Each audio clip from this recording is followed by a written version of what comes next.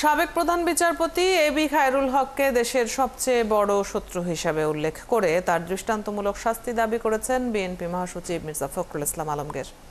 বৃহস্পতিবার গুলশানে বিএনপি চেয়ারপারসনের কার্যালয়ে সাংবাদিকদের প্রশ্নের জবাবে তিনি এসব কথা বলেন। মির্জা ফখরুল বলেন, তিনি তার পদ ব্যবহার করে দেশের অনেক বড় ক্ষতি করেছেন। তার রায়ের কারণে দেশে রাজনৈতিক সংকট তৈরি হয়েছে, যার ফলে দেশের মানুষ দীর্ঘ সময় ভোটাধিকার ও গণতন্ত্র থেকে বঞ্চিত থেকেছে। দেরিতে হলেও খায়রুল হককে গ্রেপ্তার করায় স্বস্তি জানান বিএনপি মহাসচিব। এছাড়া শিশু একাডেমি সাবেক রাষ্ট্রপতি জিয়াউর রহমানের তৈরি উল্লেখ করে এটি সরাতে আদালতে যে প্রক্রিয়া চলছে তা থেকে সরে আসার আহ্বানও জানিয়েছেন বিএনপি মহাসচিব।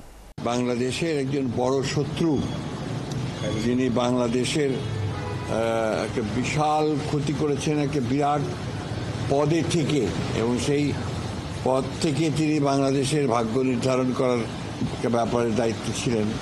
সেখানে তুমি সেই জায়গায় প্রতারণার আশ্রয় নিয়েছেন, জনগণের সঙ্গে প্রতারণা করেছেন, রাষ্ট্রের সঙ্গে প্রতারণা করেছেন। সাবেক বিচারপতি খায়রুল হক সাহেব, এটাই রাজনৈতিক সংকটের জন্য তো খায়রুল হক দায়ী ছিল নিঃসন্দেহভাবে।